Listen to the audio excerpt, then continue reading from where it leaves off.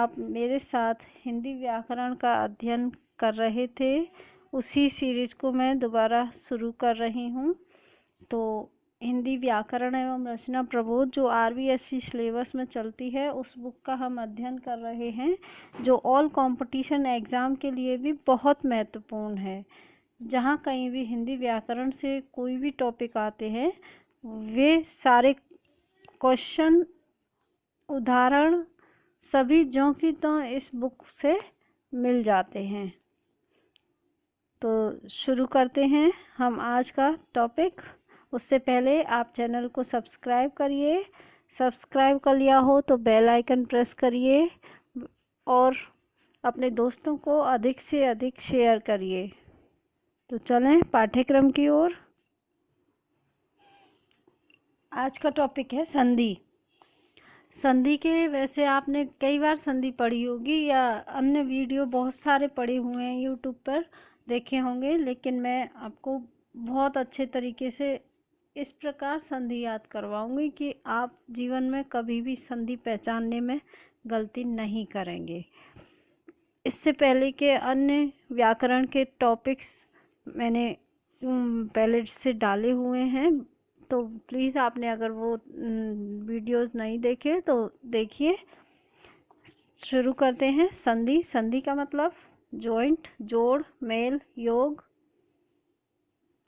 दो ध्वनियों या दो वर्णों के मेल से होने वाले विकार को संधि कहते हैं। दो ध्वनियों या दो वर्णों के मेल से, ये बात तो आप सभी जानते हैं। जब दो वर्ण पास पास आते हैं या मिलते हैं तो उनमें विकार उत्पन्न हो जाता है, अर्थात वर्ण में परिवर्तन आ जाता है। यह विकार युक्त मेल ही क्या कहलाता है? संधि कहलाता है। अब ये परिभाषा महत्वपूर्ण है कामता प्रसाद गुरुजी की। इनके अनुसार दो निर्दिष्ट अक्षरों के आसपास आने के कारण उनके मेल से जो विकार उत्पन्न होता है उसे संधि कहते हैं। दूसरी परिभाषा है किशोरी दास वाजपेयी जी के अनुसार, जब दो या दो से अधिक वर्ण पास पास आते हैं तो कभी कभी उनमें रूपांतर हो जाता है। इसी रूपांतर को संधि कहते हैं। संधि विच्छेद वर्णों के मेल से उत्पन्न ध्वनि परिवर्तन को संधि विच्छेद कहते हैं। परिणाम स्वरूप उच्चारण एवं लेखन दोनों ही स्तरों में क्या होता है? अपने मूल रूप में भिन्नता आ जाती है। अतः उन्हें उन वर्णों और ध्वनियों को पुनः मूल रूप से लाना ही संधि है।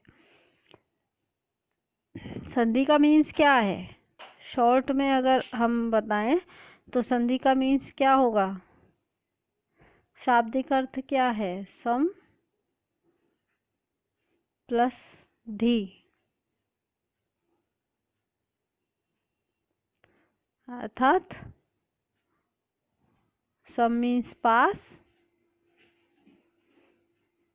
और धी माने स्थापित करना।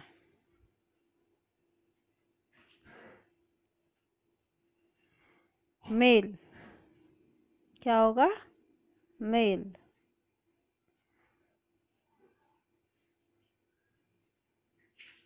संधि का मतलब मेल अथवा जोड़।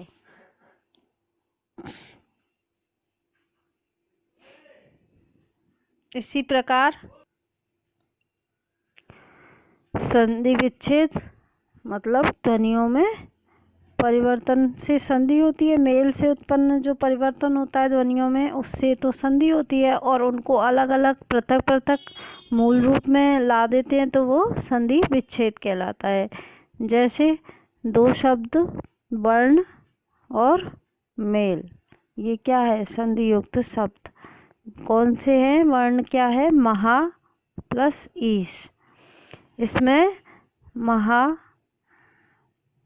महा में क्या है? आ। ये क्या है? आ। और ई। आ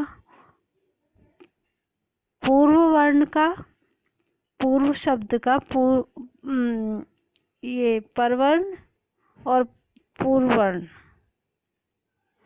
पहले शब्द का लास्टवां वर्ण अर्थात परवर्ण और दूसरे शब्द का प्रथम वर्ण। परवर्ण और प्रथम वर्ण आ और ई। आ और ई क्या हो गया? महेश, महाधन, ईश। आ और ई मिलकर ए बन गए। आ और ई क्या बन गया? ए बन गया, महेश। दो वर्णों के मेल से विकार स्वरूप ए ध्वनि उत्पन्न हो गई और संधि का जन्म हो गया। संधि विच्छेद के लिए पुनः मूल रूप में लिखना होता है। जैसे महेश, महेश का संधि विच्छेद क्या होगा? महाधन, ईश। इसी प्रकार मनोबल में मन, धन, बल। गणेश में गण, धन, ईश। इस प्रकार हम संधि का विच्छेद करते हैं। पूर्व रूप में लिखना।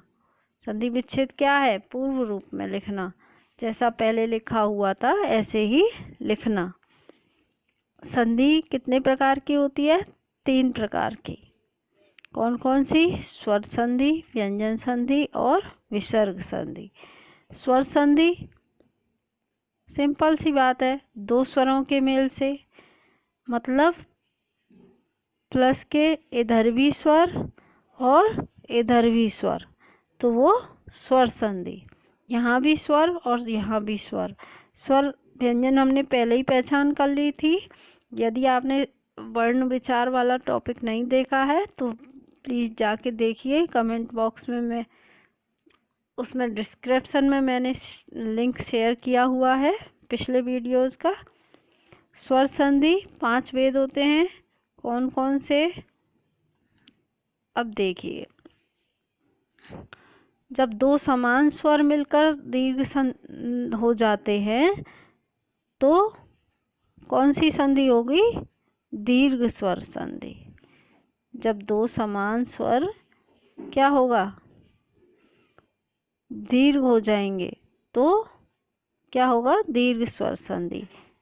यदि अ, आ, ई, उ के बाद वे ही लघु या दीर्घ आए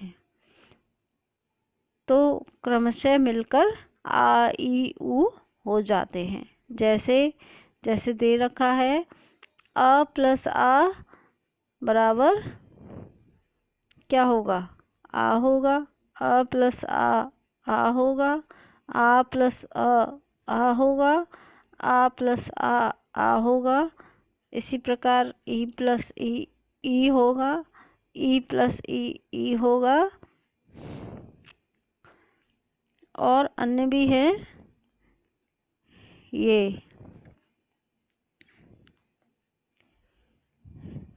ई प्लस ई होगा। ई प्लस ई होगा। ई बराबर ई होगा। उ प्लस उ होगा। उ प्लस उ होगा। उ प्लस उ होगा। और उ होगा। ये क्या है? दीर्घ संधि के सूत्र हैं। जैसे आपको उदाहरण भी दे रखे हैं, अन्ना अभाव, अन्नाभाव, अन्न प्लस अभाव। तो ना के साथ आ साइलेंट है, वो आ और प्लस आ मिलकर आ, दीर्घ आ हो गए। इसी प्रकार भोजन आलय, भोजन प्लस आलय, बिना स्वर के कोई, बिना आ स्वर के तो कोई भी व्यंजन नहीं बोला जा सकता। उधर भोजन में आ छुपा हुआ है और आ दीर्घ आ। इसी प्रकार विद्या अर्थी, इसी प्रकार महाधन आत्मा। अगर ये महाधन आत्मा ऐसे लिखा है ये भी सही है, और अगर ऐसे लिखा आता है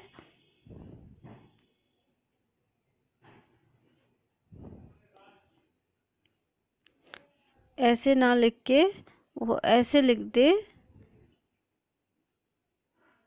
हम ऐसे लिख दें सॉरी, देखिए इसको बिल्कुल तोड़ के लिखें तो ये ऐसे लिखा जाएगा।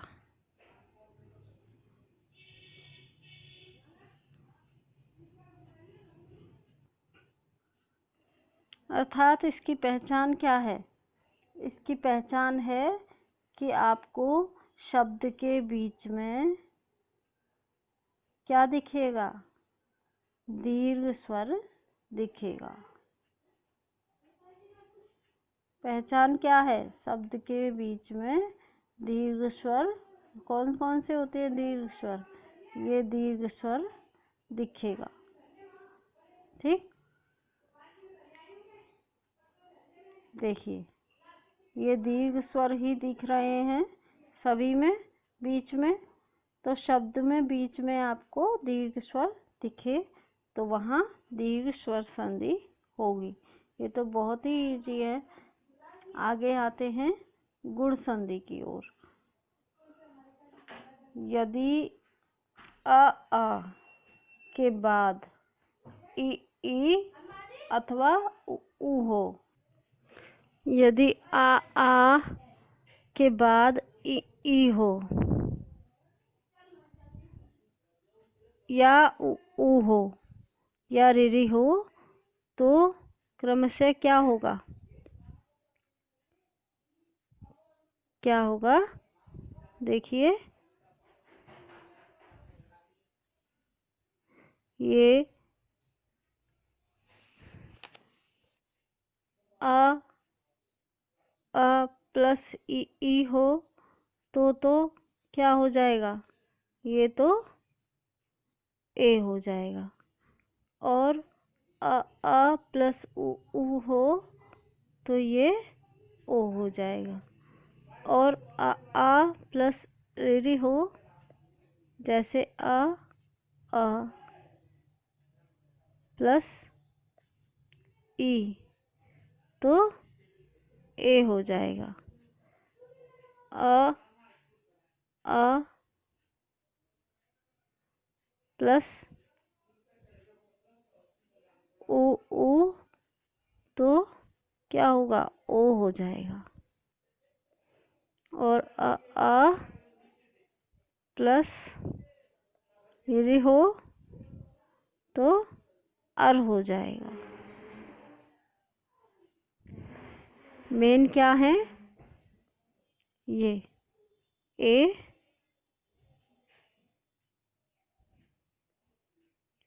ओ और अर।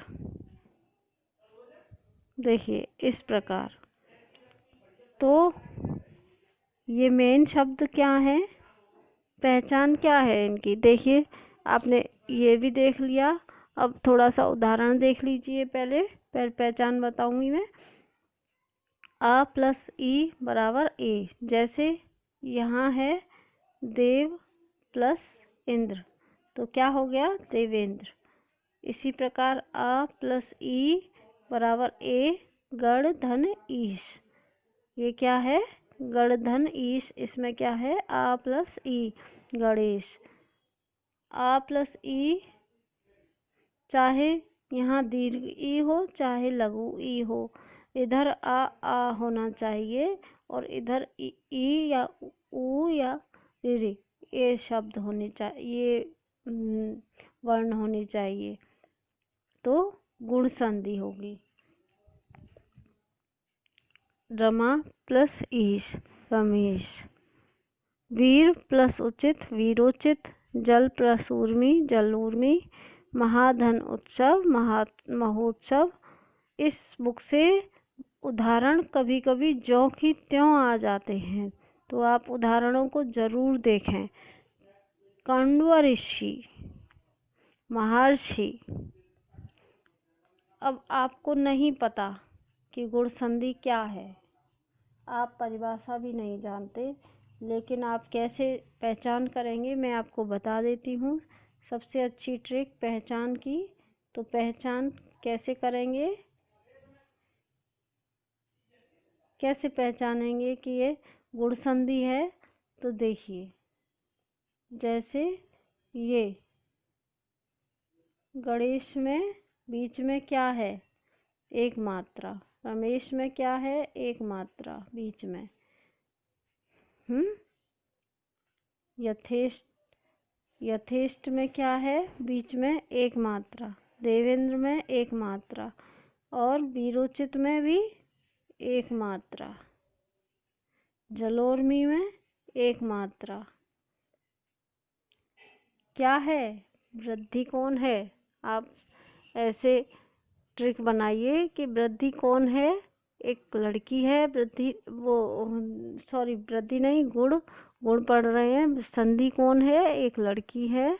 संधि क्या है, एक लड़की है, और गुण क्या है उसका, एक चोटी। क्या है, गुण एक चोटी। अच्छी ट्रिक है ना। संधि, संधि का गुण क्या है, एक चोटी। सिर्फ एक चोटी गुण, और दो चोटी वृद्धि। उसकी चोटी में वृद्धि हो गई तो दो। इस प्रकार आप ट्रिक बना के पढ़ सकते हैं। वृद्धि संधि, जब आ के बाद ए या ए हो तो दोनों के मेल से ए हो जाएगा, और ओ हो तो दोनों के स्थान पर दीर्घ ओ हो जाएगा। दीर्घ तो ये सभी होते हैं, लेकिन क्या है कि दीर्घ ए या वो ये आई और औ हो जाएंगे। चाहे ए हो चाहे आई हो, दोनों के स्थान पर ए हो जाएगा। एक एक, एक एक, परमेश्वर परमेश्वर, क्या हो गया, दो चोटी। वृद्धि हो गई चोटियों में, तो क्या हो गया, वृद्धि संधि। एक लड़की थी संधि नाम की, जिसके गुण क्या है, गुण क्या है, एक चोटी, और वृद्धि क्या है जिसकी दो चोटी हो गई, तो वृद्धि संधि। इस तरह आप कनेक्ट करके ट्रिक बनाकर इस वृद्धि संधि और गुण संधि को आप कभी भी भूलेंगे नहीं, क्योंकि कन्फ्यूजन सबसे ज़्यादा गुण और वृद्धि में ही होता है, स्वर संधि में। तो वृद्धि बोले तो दो चोटी, और गुण बोले तो एक चोटी। महाऐश्वर्य महेश्वर, परमोज परमोज, महाओजस्वी महोजस्वी, वन औषध वनौषध, महाऔषध महोषध। ये क्या है, वृद्धि संधि के उदाहरण हैं। नेक्स्ट है यण संधि। यदि ई और उ तथा ऋ के बाद कोई भी भिन्न स्वर आए तो ई का या और ई का या हो जाता है, और उ का व हो जाता है, और ऋ का रा हो जाता है। तो इसमें क्या मुख्य हैं, तीन शब्द याद रखने हैं आपको, य व और र। और ये भी कैसे, ये तीन भी कैसे, य आधा, व आधा, और र भी आधा। यदि आपको बीच में कहीं भी ये दिखें, यदि आपको बीच में य व और र कहीं दिखें शब्द के बीचों बीच में, तो वहाँ यण संधि होगी, य व र। जैसे अतिधन अधिक, ई प्लस आ बराबर या हो गया। ई का या बना है, अतः या लिख दिया हमने। देखिए अति का ई क्या बन गया, या बन गया। तो ई हमने अति में से निकाला है, तो ता आधा रह गया। लेकिन या में आगे क्या है, अ, तो या प्लस अ होगा तो क्या होगा, या पूरा। एक मिनट, क्या हो गया। इसी प्रकार बा का भी यही है कि ब, देखिए, अति धन अधिक, अत्यधिक, या है बीच में, इति धन अधि, आदि, इत्यादि। मतलब या और व और र, इनसे पहले वाले शब्द आपको आधे मिलेंगे, क्योंकि स्वर के स्थान पर या व र हो जाएगा। तो बीच में यदि आपको या व और र के साथ आधा आधा कोई शब्द व्यंजन मिले, आधा कोई वर्ण मिले, तो वहाँ यण संधि होगी। देखिए, सब में या व और रा के आगे आधा वर्ण मिलेगा। देखिए, नदी, आगम, नद्यागम, अति उत्तम, अत्युत्तम, अति उष्म, अत्युष्म, प्रत्येक, प्रत्येक, सु प्लस अक्ष, स्वच्छ, सु प्लस आगत, स्वागत। प्रत्येक ब, य और र से पहले आपको आधा वर्ण मिलेगा, आधा व्यंजन मिलेगा। यही इसकी सबसे बड़ी पहचान है। अनुवति, पित्राज्ञा, मात्राज्ञा इसी के अंतर्गत आते हैं। उदाहरण इम्पोर्टेंट जो होंगे, जो आपकी परीक्षा में बिल्कुल आते ही आते हैं, पिछले पेपरों से छटनी करके मैं उदाहरण एक जगह लिखकर आपको दोबारा दिखा दूंगी बाद में, जब पूरा चैप्टर कंप्लीट हो जाएगा। उससे बाहर आपके एग्ज़ाम में कभी भी नहीं आएगा। संधि आपके जीवन पर्यंत के लिए मैं आपको बता रही हूँ, इसे आप कभी नहीं भूलेंगे इस ट्रिक को। देखिए, दीर्घ में सबसे बीच में शब्दों के जोड़ के बीच में क्या होगा, दीर्घ स्वर दिखाई देगा, आ, ई, उ, इस प्रकार दीर्घ दिखाई देंगे।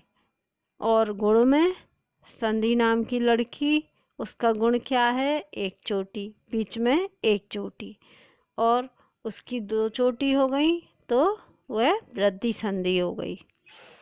उस लड़की का नाम क्या हो गया, वृद्धि संधि हो गया।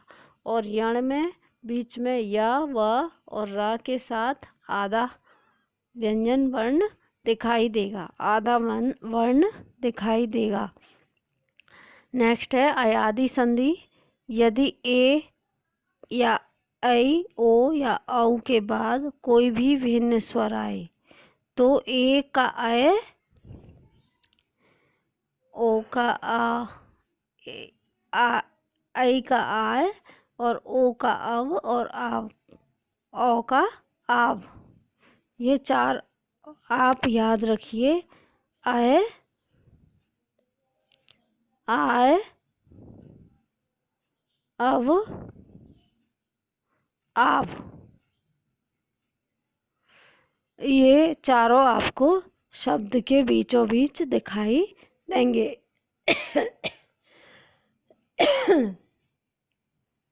जैसे ए प्लस ऐ प्लस अ बराबर ऐ, ने प्लस अन, नयन। आपको ऐ दिखाई दे रहा है इसमें, ने प्लस अन बराबर नयन में कैसे ऐ निकालें, तो न, इसमें से आ अलग कीजिए, प्लस य प्लस आ, कौन सा, ये वाला आ, प्लस न प्लस आ। ऐसे अगर इनको तोड़ के लिखें तभी हमें पता चलेगा। जैसे ने प्लस अक कैसे हो गया नायक, तो देखिए तोड़ के देखिए इसको, बिल्कुल वही शब्द निकलेंगे, न प्लस अ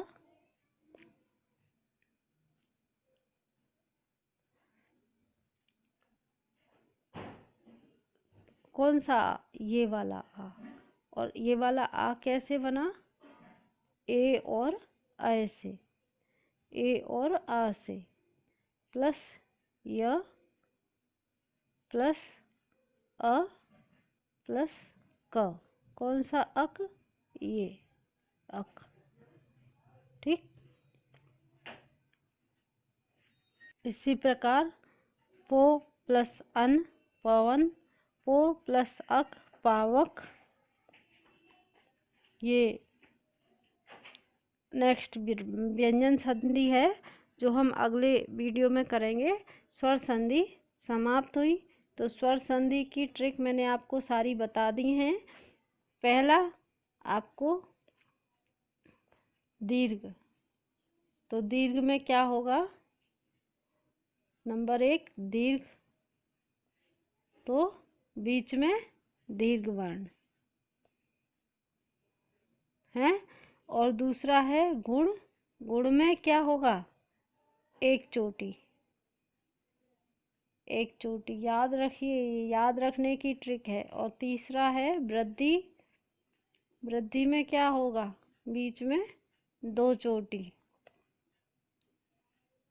दो चोटी। और चौथा है यण, यण संधि, यण संधि य व र, उससे पहले आधा वर्ण। और पांचवा अयादि में तो सबसे सरल है अय आय अव आव, अलग अपने आप दिखते हैं। तो आप इस संधि को या एक बार और इस वीडियो को देख लें तो आप संधि की, ये स्वर संधि की पहचान कभी भी नहीं भूलेंगे। खुश रहिए, घर में रहिए, पढ़ते रहिए। मिलते हैं नेक्स्ट डे, तब तक के लिए धन्यवाद। जय हिंद।